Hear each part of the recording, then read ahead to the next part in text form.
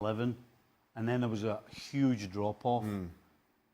That's not the case anymore. They have arguably 2 players for every position. I mean, that could be the difference between winning the Premier League and not. Stevie Nicol feeling so positive as ever. Well, I know Yes, that we have been talking. I've never seen him this happy a pre-season. Listen, it's so long since we won the championship. We? Even I was playing then. I've never seen Stevie so Why excited. shouldn't I be So so- this is the year then, Stevie. You are confident. Tell us now, this is the year. I'm not saying that. I am saying that 100% they will compete for the title. That's what I will say. Well, speaking about competing for the title, I know we've spoken about this before as well, but how important is it for them to have Mo Salah recreate a similar season as what he had last time out? Touchy, Go ahead, touchy. Stevie. I'll let you take this one. If anybody thinks that Mo Salah is going to score 44 goals again this season, then I don't think that. Remember that's that possible. pressure of the Liverpool fan that you spoke of, Stevie, on the show the other day? Yeah, but you know, if he does what he's expected to score 20, 25 goals a season, as is Mane and Firmino, shown that he can get up near the 20s as well. That's how generally the good teams do it. It's spread around. You know, unless you're a Messi or a Ronaldo and every single thing is built for you to score, then that's how it's done. And I think that's how Liverpool can do it. Well, we like to talk about the amount of money that managers spend, Shaka, and Klopp has spent quite a bit of money. So does he have to win something this season? Look, if we're talking about spending and spending being the precursor to winning stuff, nobody spent more than Manchester City and Pep Guardiola. I don't think anybody's squad is stronger, including Liverpool's, Don't tell Stevie that. than Manchester City's. No, but that's just the reality. That's just the reality of the situation. Now, the thing for me is, yes, Jurgen Klopp has spent a lot of money, and I think he's had quite a honeymoon period without bringing home silverware. Yes, getting to the Champions League final, I think, eases some of those pressures that we were hearing around Christmas time last year about Jurgen Klopp and his spending and the media's love of him, etc., etc. But you put together that kind of a run, and I think it eases a whole lot of pressure.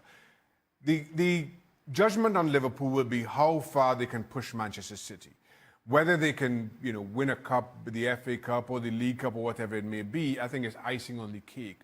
Ultimately, Liverpool will again be judged on pushing City domestically, and if they can go deep, I don't expect them to go as deep in the Champions League this year, but they've got to not just get out to the group stage, but get 1 or 2 rounds further in. Stevie, does he have to win something this season, or what would make for a successful season then? No, I don't think he has to win something.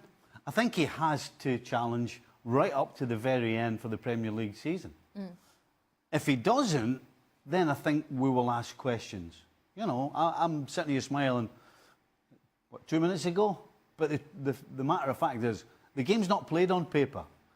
It's played on the grass, on the field, and you have to get results. And Liverpool and Klopp have to get results in order to challenge City. And that is what this team is built for. This team's not bought and built to win the FA Cup or the League Cup or whatever they're calling it these days. This team is being built to win the Premier League title. There's some big news in terms of transfers coming out of Italy involving AC Milan and Juventus. Paolo, what can you tell us?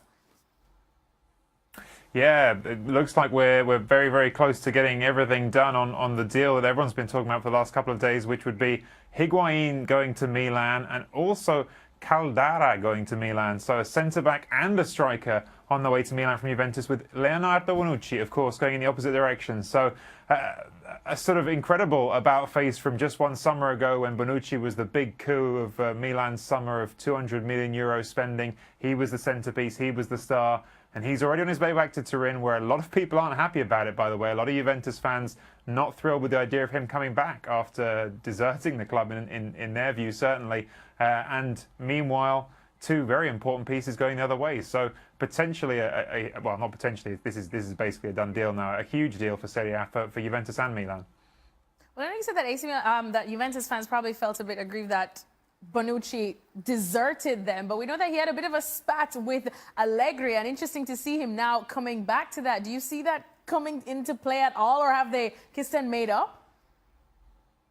I mean, of course, this is going to be a huge sort of central piece of it all. Look, Allegri's always been a big pragmatist. Allegri has always been someone who is willing to not get into big disputes, not let little off-pitch things stop him from focusing on what he considers to be important. I think he will probably feel like he kind of proved his point over the last 2 seasons. Of course, this all, I don't know if you can say it began there, but the moment where it really went public was when Allegri benched Leonardo Bonucci for a Champions League knockout tie against Porto, a big game away in the Champions League. And at the time, Bonucci was absolutely considered an indispensable part of that starting 11. So he showed his power in that situation. Juventus still won and went through the tie. And at the end of the season, it wasn't Allegri that left, it was Bonucci who left. So Allegri has already shown that when push comes to shove, he has the backing of the club. He's the guy who's going to have the support of the people, his higher-ups, in effect. So it's Bonucci who has to eat the humble pie here, who has to come back, who's taking a reported €2 million cut in his salary to come back as well, by the way. There's no question anymore that Allegri is in charge of this situation. And if Bonucci is willing to work with him, is willing to play his way, I don't see it being a problem for the manager, at least. I think the bigger problem is going to be with the fans. Stevie, do you think this is going to be able to be a bit of a problem? No, not at all. Not at all. Bonucci's coming back because he knows the grass isn't greener. He's realised how lucky he was to be at Juventus. Allegri, as Paolo says, is now the guy in power. And I'm sure Allegri will make sure Bonucci knows that. But Bonucci is going to walk through that door with his tail between his legs. He'll be like a wee lapdog, and it'll be, Allegri, you just tell me what to do and I'll do it. So he's swallowing his humble pie, you think? This is going to be the biggest humble pie eating competition winner you'll ever see. Shaka, who's got the better of this deal, you think? Well, who's got the better of the deal? Milan have to get 2 players that I think they need. And then for Juventus, they've got that partnership back together again with Giorgio Chiellini. I'm with Stevie here. If Leonardo Bonucci does actually eat humble pie and recognize the power structure within this dressing room, then yes, it all works fine. My issue with that is, very rarely you do see players eat humble pie in that manner. If Bonucci does, this works perfectly for club, player, and manager. If he doesn't, we've just got a reopening of the same wounds of just over 12 months ago. Romelu Lukaku, among some other players, are set to cut their vacation short to join back up with Manchester United as they prepare to start the new Premier League season. And I'm sure that makes Jose Mourinho happy. Stevie Nicol is here with me for this one. He's slightly chuckling. Stevie, I know this will make Jose very happy indeed after all the moaning that's been going on in pre-season about not having his top players. But from a player's perspective, isn't this a bit ridiculous to do that? I don't think ridiculous is the word. I think it's unfortunate, and I don't think it's good for the player himself. It's good for Manchester United. It means that he'll be closer to full fitness by the start of the season. It's good for Mourinho because right now he needs to get his players back and get some performances under the belt. But long term, this is not good for Lukaku. You're risking fatigue, you're risking with fatigue injury. And quite frankly, regardless of whether Martial had disappeared or not, after Lukaku, what did he have? Well, that's my big question. So what do you want to see from Lukaku in the next season? Because he's been like hot and cold, a lot of excitement surrounding him joining up with Manchester United. But then we've been quite critical on him every now and again, especially on the show now. But we have seen what he can do at the top level. He's coming off a very good World Cup, we can say, for Belgium, so he definitely will have the confidence. So what do you want to see from Lukaku at Manchester United coming up in the next season? His touch. You know, he scores goals. You look at the numbers there, they're pretty good.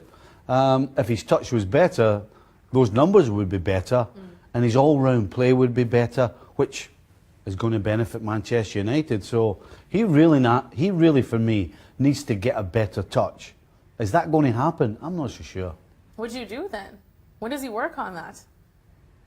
Well, what you do with a Lukaku is you feed the bear. That's what you do.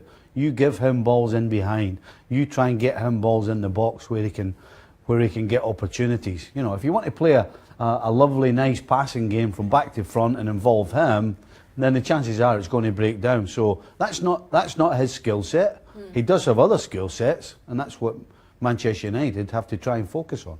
All right, thank you so much, Stevie Nichols. So Jose Mourinho definitely will be a happy man to see at least Romelu Lukaku back with the squad early on. We'll see if it does pay off when the season does start. And welcome into Extra Time. That music means we're going to have fun taking some of your questions. Shaka's with me. I have no idea. Stevie's with me. Paolo Bandini is also here with me. We should celebrate that we still have Shaka Hissa before he goes off on yet another vacation. Wait, hold on. Wait, hold on a minute. We'll get to that. You appeared Shaka. first time. You appeared for the first time in God alone knows how long. Where are you going on the I weekend? checked. Where are you going on the weekend, Shaka? Where are you going I'll be tomorrow? right here. Where are you visiting? I'll be right here. Where are you visiting? On the weekend, I'll be right here, Bristol. Shaka, I'm calling a game on Saturday. Tomorrow. Do you have a day off tomorrow? Where have you been for the last week? Working. Where? In Miami. Oh, yeah, right. Bayern Munich. I didn't see you once. Because you don't tune in. I didn't. Shaka. Yes, I do. So you're not. I don't need to Hold tune on. in. Shaka, I are am you off here. tomorrow? I don't need to tune All right. in. I am Let's here get every into some day. questions And before I've Paolo never leaves. seen you. In the very near Paolo's future. the only well-behaved one on this show. Thank goodness for him. Let's start off with a question from Andrew Coates. And he wants to know, with Manchester United interested in Willian and Martial wanting out, would a swap deal be beneficial for both squads? Why don't we go to Paolo first then, since I'm tired of hearing your voice, Shaka. What? I mean, on paper, yes, I can see how that would be a beneficial deal for both squads. I don't know if it's necessarily on the cards, but it's crazy to me how quickly these things go around. I mean, it's really not that long. We were talking about Martial having a purple patch at United, playing well, and it just seems like it's a constant, ongoing situation for Mourinho at the moment. He can't ever get his attacking players to hold form. He only ever gets these little moments out of them, and then you look at guys who've gone away from his tutelage and had so much success under someone else, guys like Kevin De Bruyne. I think United have more than enough talent in that attack right now to do something productive. It's up to them to get something out of it rather than constantly looking for solutions outside. I was as nicely put as I've ever heard anybody just say Mourinho just bores everybody to sleep. Somehow, Paolo made it sound like, so nice. So nice. It's poetry. He's not going to get as much hate as you do on Twitter. I Shaka, do, what do you think? About what? The question, Andrew's question. A little swap deal between So- Willian and Martial. Makes a whole lot of sense. Martial wants out quite clearly. And I mean, the trick is, no question if Antonio Conte had stayed. I'm not sure how Willian stays on. Have things changed for Willian and with Seri coming in? Has that dynamic changed any? You'll have to assume yes, as of right now. So Martial out, yes. I'm not sure whether the other piece of the puzzle fits. Stevie's itching to get into this one. No. What? Tell you what, if I'm Man United, I'm taking that in a heartbeat. You know exactly what you're getting from Willian. Yep. We still don't know. Every time Martial steps on the field, we don't know what we're going to get. So, who benefits? Remember when Say he what? was the next Man Thierry United. Henry? Remember when Martial was the didn't next last Thierry long. That's Henry? Mbappe now. I didn't last long. Yeah. That did not last long at all. Moving on now to Saurabh Sharma. He's got a two. It's like a 2-for-1er. He says, do you think Jose Gonna write will him still twice. be the manager of Manchester United at the end of the season? And how easy is it for a Liverpool legend like Stevie Nichols to accept the job at Old Trafford if it is ever offered? Oh, Stevie, we have to go to you on that one first. From a purely professional point of view, any coach would be crazy not to take the job at Old Trafford. Ooh, I can't wait to start these Stevie Nichols From a United. former Liverpool why are you talking player's to that point of funny view, voice? if you want to alienate half the population of Liverpool, then go ahead. Just half. Just half the population. Just half the population? That's a conservative. They might, guess. at the bar in New York, they might take your booth away at Carragher's if you ever took the United I job. never thought of that. Yeah. Oh, I'm not taking it then. There is a Stevie Nichols way. booth, believe it or There's not. no way I'm taking it then. You have a booth at Stevie a bar Nichols in New has York? a I booth do, at yes. a Liverpool bar in New York at Saturday. I was in it last week as well. Yeah, oh, well, they'll take that away and we can't do that. Prices are Let me fantastic. tell you something. Let's go to the first part of his question. How many of you guys think that Jose Mourinho will still be at Manchester United at the end of next season? Shaka says yes. I'm not so sure. Stevie says he's not sure. Paolo, what do you think? I'll complete the set. I think no. I don't think he will be there at the end of the season, no. Shaka, interesting that you do, because you didn't even like this fit in the first place, and you still picture him going over 3 seasons somewhere? He just signed a new deal in January.